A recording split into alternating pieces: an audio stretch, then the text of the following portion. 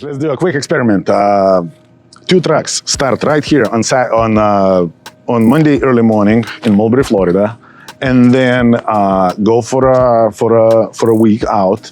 By the way, those two trucks we pick up at the same customer, go to deliver to the same customer, and kind of mirror each other all the way around until we end up here back in Mulberry, Florida on Saturday, both packing 3,000 miles each. When it comes time to get paid for all this run, one individual is taking home $1,890, and another individual is taking home $2,880. Can anybody guess what the difference is? As an owner-operator, you should know exactly what the difference is. The only difference, it's $1,000 difference between the two. We both work for the same company, same dispatcher, same customers, same weight, same mileage. Everything is the same. The only difference is fuel economy. Believe it or not, under those same circumstances, if you add truck maintenance, driving habits, and just knowledge of the equipment in general, fuel economy can be very, very different for two identical scenarios. So the individual that took home $1,890 was running at 5 miles per gallon. The individual that took home $2,880 was running at 8 miles per gallon.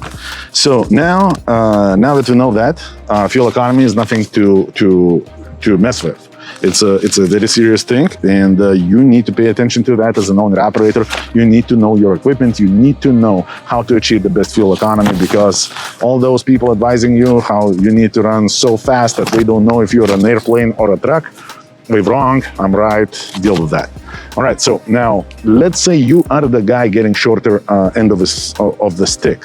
The immediate things that you can do right now to improve your fuel economy is as follows. I took this list of the large fleet, and I'm pretty sure we've done the research, and we know what time it is, because to them, the amount of gallons that we're gonna save is gonna translate into millions, if not billions of dollars.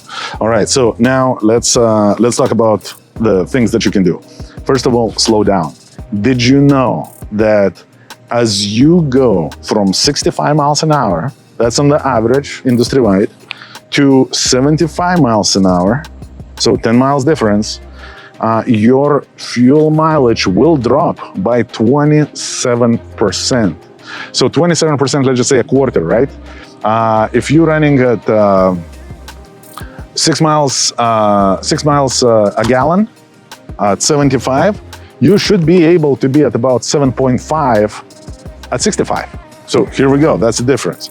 All right, the next one, use cruise control.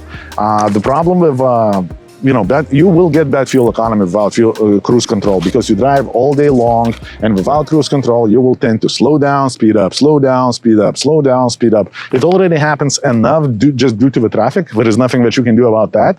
But every time you have an opportunity to just maintain the same speed, you will increase your fuel economy. Also, remember, if you're driving at 75 miles an hour, there is going to be a lot of slowing down and speeding up, slowing down and speeding up. When you're driving 65 miles an hour, for the most part, you can cruise along, no problem, and there is going to be a lot less situations where you have to slow down. It's mostly going to be traffic related. But if you're flying just a little bit faster than the rest of the traffic, you will do a lot of that kind of aggressive driving, slowing down, speeding up, and so on, to catch up with your regular speed. All right, now find the RPM sweet spot. I wouldn't say that anywhere else, but here in Florida, everybody has a friend who is a boater. So as a boater, you need to know, at least if I'm not talking about no jet skis, I'm talking about the real boat, the diesel boat. So one thing that every captain is doing, we are finding that sweet spot, that perfect speed for certain RPMs pretty much with a boat, it only goes by RPMs, and the speed is just a secondary because the wind and current, everything affects you. But with a truck, you can go by RPM and speed, find that sweet spot where your fuel consumption is most economic, and stick to it. And always pay attention, just always pay attention. I can guarantee you, if you're gonna do those things that I'm gonna mention right now, and some of those you cannot do like overnight, but some of them you can do 4 of those things, 4 or 5, you can do right now. Once you find that speed spot, the best fuel economy for optimal speed, just stick to that. And you're gonna be in a good shape. You're gonna be saving a lot of money on fuel. Tire pressure.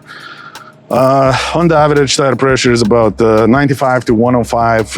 You need to be steering tires 110 or per manufacturer suggestion. Drive tires 85 to 105. 95 would be average. Again, pay attention to manufacturer suggestion because all tires are slightly different. Some tires are made for higher speeds, others for lower speeds, and certain tires will have that sweet spot, just like RPM, for optimal speed and fuel economy. All right, so, and the trailer, 95 to 105. Remember, deflated tires will have a really bad impact on your fuel economy. And the closer to the tail we are, the more drag there is going to be. So let's say if you're running your drive tires at whatever, 85, you're losing some diesel. But if you're running trailer tires at 85, that's a problem. Always check it. Our trailers, we do have a tire inflation system, but man, like sometimes it just doesn't work or it stopped working, and how do you know? So keep on checking the air pressure, make sure it's an optimal manufacturer suggested or company suggested levels. All right, and reduce idle time. APU, that's one of them. That's kind of expensive. Right now, we're going to be coming into the winter. Webasto. I don't know how much Webasto is costing right now, but back in the day, it used to be, I think, $800.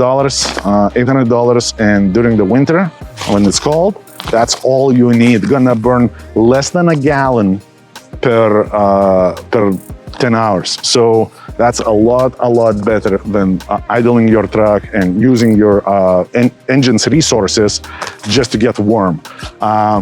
During the summer, you're less fortunate. Again, utilize the weather conditions and try to idle the least amount possible. And I understand, because sometimes when this huge engine gets hot and you shut it off, it's gonna stay hot for a couple hours and it's gonna be heating your truck like crazy. So that's kind of a problem, but there are other solutions that I'm not even aware of. Just in general, pay attention. Don't just idle your truck for no good reason.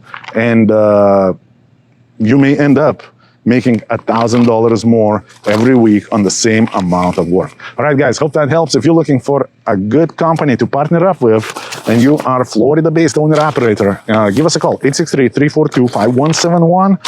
Talk to Christian, stop by, talk to our operations. We can bring over your settlements from the other company that's not cutting it, and let us look at it, and we'll be very upfront. Can we do better, or we cannot do better? So you don't have to be jumping companies and guessing all the time. We are going to be very upfront. We're going to let you know what time it is. We're going to let you know what we can or cannot do for you.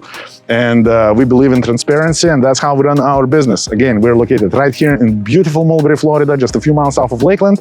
863-342-5171. Take care, guys.